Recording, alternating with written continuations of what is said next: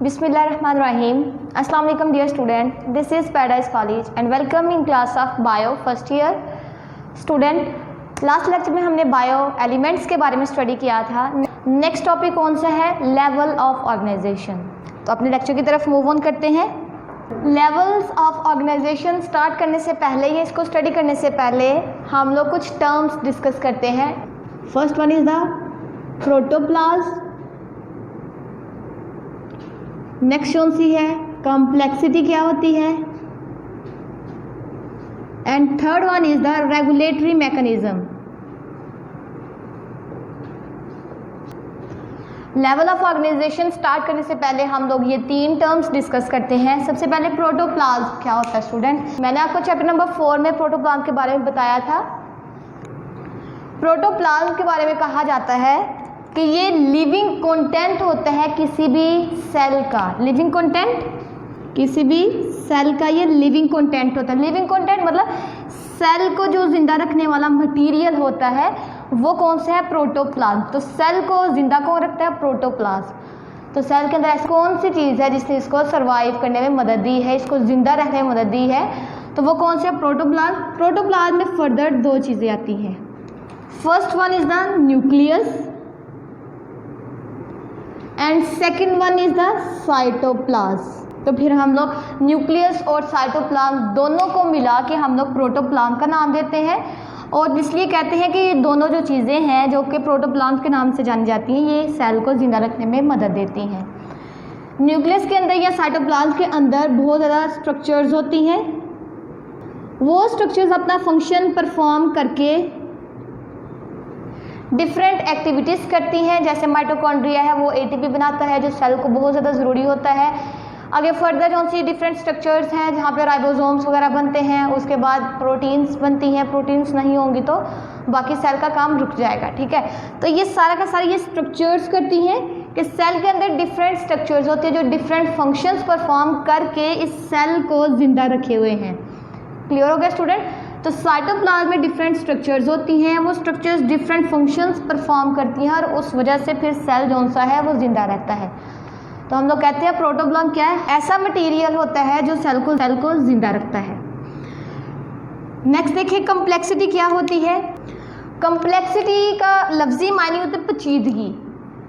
कि जब बहुत ज़्यादा चीज़ें ऐड होती जाती हैं तो वो सिंपल चीज़ नहीं रहती. वो क्या हो जाती है? कम्प्लेक्स हो जाती है. उसमें कम्प्लेक्सिटी आ जाती है और कम्प्लेक्स चीज़ों को स्टडी करना बहुत ज़्यादा डिफ़िकल्ट होता है. ठीक है. तो ह्यूमन ऑर्गेनिज्म के बारे में कहा जाता है कि उनके अंदर कम्प्लेक्सिटी पाई जाती है. बेसिकली जो ये हम लोग टर्म्स डिस्कस कर रहे हैं ये क्या है? ये किसी भी लिविंग ऑर्गेनिज्म की प्रॉपर्टीज़ होती हैं. ये क्या है? लिविंग ऑर्गेनिज्म के अंदर पाई जाती हैं. जैसे आपने पीछे पढ़ा था इसकी लिविंग ऑर्गेनिज्म की प्रॉपर्टीज़ में ही कि लिविंग ऑर्गेनिज्म जो से होते हैं उनके अंदर कम्प्लेक्स एंटिटीज़ पाई जाती हैं. बेशक वो यूनिसेलुलर है या मल्टी सेलुलर है, उसको सेल को बनाने के लिए बहुत ज़्यादा मटेरियल रिक्वायर होता है. फिर वो सेल जाके कहीं बनता है. तो वो सिंपल नहीं होता. तो मीन्स कि उनके अंदर चीज़ें ऐड होती जाती हैं. With the passage of time वो सिंपल जो है वो फर्दर कम्प्लेक्स में चेंज हो जाती है. तो कम्प्लेक्स चीज़ों को स्टडी करना डिफ़िकल्ट होता है. ठीक है. जो सिंपल नहीं होते मटेरियल जिसमें फर्दर चीज़ें ऐड होती जाती हैं उनको हम लोग कहते हैं ये कम्प्लेक्स हो गया है और उसको स्टडी करना थोड़ा सा डिफ़िकल्ट होता है. नेक्स्ट देखें रेगुलेटरी मैकेनिज्म क्या होता है. रेगुलेटरी मैकेनिज्म कहा जाता है ऐसा मैकेनिज्म होता है जो लिविंग ऑर्गेनिजम्स की बॉडी को मेंटेन करता है. लिविंग ऑर्गेनिजम्स को के जो अंदर फंक्शंस हो रहे होते हैं उनको बैलेंस करता है, मेंटेन रखता है. रेगुलेटरी मैकेनिज्म जो होता है इट इज़ द प्रॉपर्टी और characteristic of a living organisms. Living things की ये करेक्टरिस्टिक होती है और इसकी वजह से लिविंग ऑर्गेनिज्म की बॉडी के अंदर जो फंक्शंस हो रहे होते हैं या एक्टिविटीज़ हो रही होती है वो बैलेंस सिचुएशन में रहती हैं. जैसे हम लोग बात करते हैं हमारी बॉडी का जो टेम्परेचर है वो कितना होता है? उसकी रेंज 36, 37 एंड 38 डिग्री सेंटीग्रेड. इस रेंज में वो मेंटेन हो सकता है. मैक्सिमम हमारा टेम्परेचर 37 होता है लेकिन इसके बावजूद वो टेम्परेचर थोड़ा कम या थोड़ा ज़्यादा हो सकता है. लेकिन 36 से ज़्यादा कम नहीं हो सकता और 38 से ज़्यादा नहीं हो सकता, मतलब 39 नहीं हो सकता और यहाँ से 35 नहीं हो सकता। क्यों? क्योंकि अगर 38 से ज़्यादा हो जाएगा टेम्परेचर हमारी बॉडी के अंदर, मतलब 40 हो गया, 45 हो गया है, तो उस टाइम हमारे बॉडी के अंदर जो एंजाइम्स वर्क कर रहे होते हैं वो डीनेचर होना जाएंगे। आप लोगों ने पढ़ा हुआ है कि जो एंजाइम्स होते हैं वो मैक्सिमम या स्पेसिफिक टेम्परेचर में वर्क करते हैं। अगर टेम्परेचर ज़्यादा होता जाएगा तो उनकी जो स्ट्रक्चर है वो ख़त्म होना शुरू रहती है, उनके जो दरमियान में बॉन्ड पाए जाते हैं वो टूट जाते हैं और जिसकी वजह से उनकी शेप सारी डिस्टर्ब हो जाती है। तो जब उसकी शेप ही डिस्टर्ब होगी है तो फर्दर वो कोई भी फंक्शन परफॉर्म करने की एबिलिटी नहीं रखता। ठीक है, 38 से ज़्यादा नहीं हो सकता, 36 से कम नहीं हो सकता। It is the minimum temperature of our body. अगर इससे कम हो जाएगा तो टेम्परेचर जो से हैं वो वर्क नहीं करेंगे, उनकी एक्टिविटी बिल्कुल ही स्लो डाउन हो जाएगी। क्यों? यहाँ पे तो उनकी स्ट्रक्चर ख़त्म हो रही थी, इस वजह से वो वर्क नहीं थे कर रहे। यहाँ पे स्ट्रक्चर कोई उसकी ख़त्म नहीं होगी, स्ट्रक्चर उसमें कोई डिफ़ॉल्ट नहीं आता, स्ट्रक्चर वैसे की वैसी रहती है, लेकिन उनकी काम करने की एबिलिटी कम हो जाती है क्योंकि टेम्परेचर उनके हिसाब से नहीं होता। तो इस टेम्परेचर को भी तो मेंटेन करने वाला हमारी बॉडी के अंदर कोई ना कोई मैकेनिज्म है, that is called the thermo regulatory mechanism. तो वो जो सा मैकेनिज्म है वो रेगुलेटरी मैकेनिज्म में आता है। तो हमने भी बात की है कि लिविंग ऑर्गेनिज्म के अंदर 3 प्रॉपर्टीज़ पाई जाती हैं। First one is the protoplasm इनके अंदर होता है, सेकंड कि ये कम्प्लेक्स होते हैं, बहुत ज़्यादा इनके अंदर कम्प्लेक्सिटी पाई जाती है। थर्ड वन कि इनके अंदर रेगुलेटरी मैकेनिज्म होते हैं जो बाय बर्थ होते हैं, इनके अंदर एडॉप्टेड नहीं होते, किसी ने इनको आके ये सिखाया नहीं है। ये इनके अंदर जो रेगुलेटरी मैकेनिज्म है जब इनकी डेवलपमेंट हो रही होती है देन इनके अंदर ये रेगुलेटरी मैकेनिज्म जो से होते हैं वो बन चुके होते हैं, डेवलप हो चुके होते हैं। Clear student? नेक्स्ट हम लोग मूव करते हैं लेवल्स ऑफ ऑर्गेनाइजेशन की तरफ। स्टूडेंट, लेवल ऑफ ऑर्गेनाइजेशन क्या होता है? ऑर्गेनाइजेशन मतलब तरतीब देना, अरेंजमेंट। किस लेवल पे अरेंजमेंट हुई है उनके सबसे पहले कौन सी स्ट्रक्चर आई? जैसे हम लोग कहते हैं लिविंग ऑर्गेनिज्म की ऑर्गेनाइजेशन देखें तो उनके अंदर सबसे पहले क्या चीज़ बनती है, फिर उससे आगे फर्दर क्या बनता है, उसके बाद वो पूरा का पूरा इंडिविजुअल कैसे बना है। ठीक है, तो दैट इज़ द ऑर्गेनाइजेशन कि उनके अंदर जो सीक्वेंस क्या है, तरतीब कैसे है। तो हम लोग सबसे पहले स्टार्ट करते हैं छोटे लेवल से कि सबसे पहले ये चीज़ बनी थी, फर्दर उसके बाद ये चीज़ें बनती गई हैं। Clear student? तो सबसे पहले लेवल ऑफ ऑर्गेनाइजेशन में हम लोग स्टडी करते हैं, लेवल ऑफ ऑर्गेनाइजेशन स्टडी करते हैं। ऑर्गेनाइजेशन किसे कहते हैं? अरेंजमेंट को, सीक्वेंस को या ऑर्डर को। ठीक है, लेवल स्टेप्स। ठीक है, कि अगर हम लोग लिविंग ऑर्गेनिज्म की बॉडी की बात करें तो उनकी बॉडी किस तरह बनी है। जैसे अगर फॉर एग्जांपल यहाँ पे काउंटिंग को लिखें 1 4 6 2 8। ठीक है, ये मैंने एक काउंटिंग यहाँ पे लिखी है। अब इसको सीक्वेंस करना है कि सबसे पहले क्या है, उसके बाद क्या आता है, उसके बाद क्या आता है। ठीक है, जैसे 1 2 4 6 8, ये हमने क्या किया, इसको ऑर्डरली अरेंज कर दिया है। तो इसी तरह जो ह्यूमंस हैं या बाकी लिविंग ऑर्गेनिज्म हैं उनकी बॉडी कैसे बनती है, उनके अंदर सबसे पहले क्या बनता है, फिर क्या आता है, फिर क्या बनता है। ठीक है, उसको हम लोग आज यहाँ पे स्टडी करते हैं। लेवल्स ऑफ ऑर्गेनाइजेशन के लिविंग ऑर्गेनिज्म की बॉडी कौन सी है, उनकी तरतीब कैसी हुई है, उनके अंदर कौन कौन से फर्स्ट स्टेप कौन सा आता है, उसके बाद कौन सा आता है। तो सबसे पहले लेवल ऑफ ऑर्गेनाइजेशन में हम लोग छोटे लेवल से स्टार्ट करें। जैसे हम लोग पूरी बॉडी देखें एक ऑर्गेनिज्म के, सब हमें पूरा का पूरा वो ऑर्गेनिज्म नज़र आता है, पूरा का पूरा ऑर्गेनिज्म नज़र आता है। फिर उसके हम लोग उसके ऑर्गन सिस्टम वगैरह ऑर्गन देखते हैं, फिर बाद में सेल तो हमें नज़र ही नहीं आते ना, लेकिन चूंकि सेल से आगे ये सारा काम स्टार्ट होता है। ठीक है, तो हम लोग इसका सबसे पहले छोटे लेवल से स्मॉलर लेवल इसका डिस्कस करते हैं। सब atomic level, next atomic level, मतलब एटम्स बनते हैं, फिर उनसे क्या बनते हैं, तो ऑर्गेनेल्स बनती हैं, सेल बनते हैं, सेल से टिश्यूज बनते हैं, टिश्यू से आगे ऑर्गन बनते हैं, ऑर्गन से ऑर्गन सिस्टम बनते हैं, ऑर्गन सिस्टम्स मिलते हैं तो फिर पूरा का पूरा एक इंडिविजुअल लिविंग ऑर्गेनिज्म बनता है। ये थे किसी एक इंडिविजुअल की ऑर्गेनाइजेशन। फिर हम लोग इन्वायरमेंट की आगे बात करें कि हमारा जो इन्वायरमेंट है वो कैसे बना है। इंडिविजुअल जो से मिलते हैं तो पॉपुलेशंस बनाते हैं, पॉपुलेशंस मिलती हैं तो कम्युनिटी बनती है, ये मिलते हैं तो हमारा इकोसिस्टम वगैरह बनता है, फिर डिफरेंट इकोसिस्टम्स मिलते हैं तो बायोस्फीयर बन जाता है। ठीक है, ये है एक पूरा का पूरा सीक्वेंस। हम लोग लेवल ऑफ ऑर्गेनाइजेशन की तरफ मूव करते हैं। सबसे पहले एटॉमिक लेवल ऑफ ऑर्गेनाइजेशन। सबसे पहले हम लोग डिस्कस करते हैं एटॉमिक लेवल को, सब एटॉमिक लेवल भी इसी के अंदर हम लोग डिस्कस कर लेंगे। ठीक है, एटॉमिक लेवल क्या होता है? एटॉमिक वर्ड निकला हुआ है एटम से। आप लोग को स्टूडेंट पता है जितने भी लिविंग और नॉन लिविंग मटेरियल होते हैं या सारी की सारी सब्सटेंसेस होते हैं वो सारे के सारे किससे मिलकर बने होते हैं? एटम से। Living and non living material जो से होते हैं वो सारे एटम से मिलकर बनते हैं। इनका सिंपलेस्ट जो यूनिट होता है that is the atom. Atom क्या है? बहुत छोटा पार्टिकल होता है, स्मॉलेस्ट पार्टिकल होता है, यूनिट भी कह सकते हो इसको,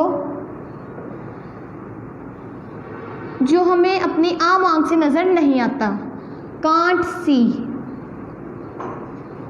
क्लियर? कि इतना ज़्यादा छोटा होता है कि हमें ये अपनी आम आंख से नज़र नहीं आता। फर्दर एटम्स मिलते हैं तो ऑर्गेनिज्म जो से बनने स्टार्ट होते हैं। तो सिंपलेस्ट यूनिट जो ऑर्गेनिज्म का होता है जिससे ऑर्गेनिज्म बनना स्टार्ट होते हैं डेट इज़ द एटम। तो it is the simplest unit of a life. Living things का जो सिंपलेस्ट यूनिट जहाँ से आगे लाइफ स्टार्ट होनी होती है date is the atom. Student atom देखिए हमने कहा बहुत छोटा होता है, हमें अपनी आम आंख से नज़र नहीं आता। इट इज़ नॉन डिवाइडेबल, इसको फर्दर हम लोग डिवाइड नहीं कर सकते एटम को। एटम जो फर्दर है वो किससे मिलके बनता है? This is an atom. इसके अंदर हमें प्रोटॉन नजर आते हैं और न्यूट्रॉन होते हैं। प्रोटॉन और न्यूट्रॉन होते हैं। पी किसको डिनोट कर रहा है? प्रोटॉन को, एंड एन न्यूट्रॉन को। This is the shell of a first shell of atom, second shell जो सा है। ठीक है, तो प्रोटॉन और न्यूट्रॉन को फिर हम लोग कहते हैं it is the sub atomic level. Sub atomic level mean atomic level से छोटा, सब स्मॉलर होता है। कि इससे एटम से पहले क्या चीज़ बनी है? प्रोटॉन और neutron, that is called the sub atomic level. फिर प्रोटॉन और न्यूट्रॉन के मिलने से क्या बना है? एटॉमिक लेवल, मतलब एटम्स बने हैं। क्लियर हो गया? तो एटम्स क्या होते हैं कि किसी भी लिविंग ऑर्गेनिज्म जो उनसे है वो स्टार्ट कहाँ से हो रहे हैं, उनका यूनिट, फर्स्ट यूनिट कौन सा? That is the atom. तो एटम जो उनसे होते हैं it is the atomic level, that is the first level of our organisation. जो एटम्स होते हैं वो मिलते हैं तो एलिमेंट्स बनाते हैं। ठीक है, एलिमेंट्स क्या होते हैं? जब सेम टाइप के एक जैसे एटम्स मिलते हैं तो उनकी वजह से एक स्ट्रक्चर बनती है, that is called the elements. Same type के एटम्स जब एक दूसरे के साथ मिलते हैं तो वो क्या बना देते हैं? एलिमेंट्स बनाते हैं। Clear student? फिर एलिमेंट्स जो होते हैं डिफरेंट एटम्स के एलिमेंट्स मिलते हैं और उनकी वजह से कम्प्लेक्स स्ट्रक्चर बनती है, that is called the compound और मॉलिक्यूल्स। तो डिफरेंट एलिमेंट्स मिलते हैं ऑफ डिफरेंट एटम्स और इनके मिलने से हमारे पास कंपाउंड बनते हैं या मॉलिक्यूल्स बनते हैं। और कंपाउंड जो से होते हैं ये कम्प्लेक्स होते हैं, स्टेबल होते हैं, स्टेबल। Clear student? अभी तक हमने पढ़ा है एटम्स क्या होते हैं जो बहुत ज़्यादा छोटे होते हैं, इनसे आगे फर्दर लिविंग थिंग्स जो से बनना शुरू होती हैं, ये हमें दिखाई नहीं देते, ये फर्दर डिवाइड नहीं करते और इनसे आगे फर्दर लाइफ स्टार्ट होना शुरू होती है, लाइफ बनना। ठीक है, अब एटम्स किन से मिलके बने हुए हैं? प्रोटॉन और न्यूट्रॉन को। प्रोटॉन और न्यूट्रॉन को हम लोग सब एटॉमिक लेवल के अंदर लेके आते हैं कि एटॉमिक लेवल से छोटे वाला जो लेवल है कि एटम्स किससे मिलके बने? प्रोटॉन और न्यूट्रॉन से। क्लियर? फिर हमने कहा है जब एक सेम टाइप के एटम्स मिलते हैं तो उनके मिलने से क्या बनते हैं, एलिमेंट्स बनते हैं। अब जब डिफरेंट एलिमेंट्स मिलेंगे तो उनकी वजह से कंपाउंड बनता है। जैसे यहाँ पे देखें, हाइड्रोजन है, नाइट्रोजन है, ठीक है, इन इस तरह के एटम्स हाइड्रोजन के और ये है नाइट्रोजन के, ठीक है, ये जो से है मिलेंगे, ये डिफरेंट टाइप के एटम्स है ना, ये हाइड्रोजन के, ये नाइट्रोजन के हैं, डिफरेंट टाइप के एलिमेंट्स, ये डिफरेंट एलिमेंट्स हैं, ये हाइड्रोजन के हैं, ये जो से हैं एलिमेंट्स जो से हैं नाइट्रोजन के हैं, ये दोनों मिलेंगे, डिफरेंट टाइप के एलिमेंट्स मिले हैं तो इनके मिलने से कंपाउंड बने हैं या मॉलिक्यूल्स बने हैं जो कि स्टेबल होते हैं। स्टेबल क्यों हैं? Why they are stable? Stable क्यों हैं? क्योंकि इनके दरमियान बॉन्डिंग पाई जाती है, दरमियान में बॉन्ड्स बनते हैं, बॉन्ड्स बनते हैं। कुछ के अंदर होते हैं आयनिक बॉन्ड,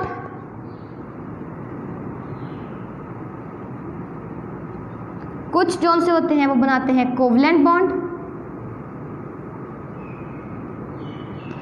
स्टेबल क्यों होते हैं स्टूडेंट? इनके दरमियान में बॉन्ड्स पाए जाते हैं। कौन कौन से बॉन्ड होते हैं? आयनिक बॉन्ड होते हैं या कोवलेंट बॉन्ड होते हैं। इनके दरमियान जो लिंक करने वाला, जोड़ने वाले जो से होते हैं बॉन्ड्स, आयनिक होते हैं या कोवलेंट बॉन्ड होते हैं।